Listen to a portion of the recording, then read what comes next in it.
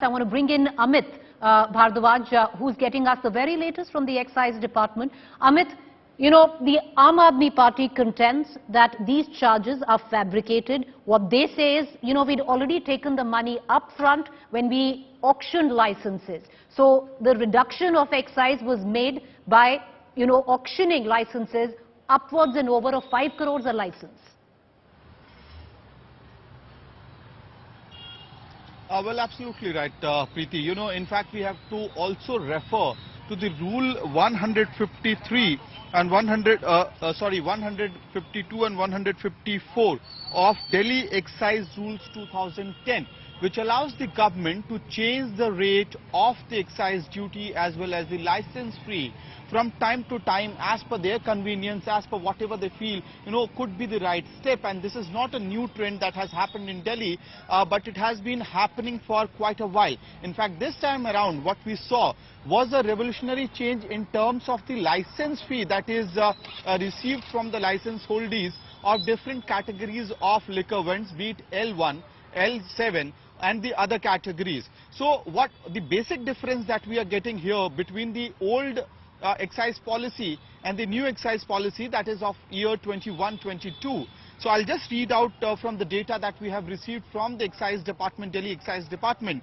You know, in the old policy, L1 license fee, per shop, it used to be 10 lakh rupees per year. And this has been now increased to 5 crore rupees per year, which means nearly 5,000% increase in the revenue, upfront revenue for the Delhi government, for the Excise Department.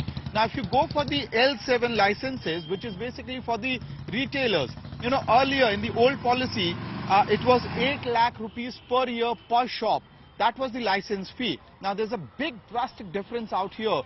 The license fee in the liquor policy, excise policy for the year 21-22 for L7 for the retailers was increased to 11 crore 18 lakh rupees per year per shop.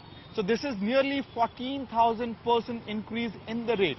So basically, you know, if you look at the whole idea of changing the excise policy in the year 21-22, there was a committee which was set up. The committee sent it to the group of ministers, and there were 5 points that were looked into. And, you know, what we have also learned from our sources is that there were instances like Manish was just reading out the rate and the excise duty for a particular brand. So there were instances where the excise duty was up to 300% on particular brands, Indian brands. So which would mean that many of the license holders might indulge in illegal selling of the liquor so that they can save on that particular 300% of tax, and they can actually sell it out for 200 or 3 at a much cheaper rate, which means loss of revenue for the government, but gain of revenue for the illegal liquor vendors.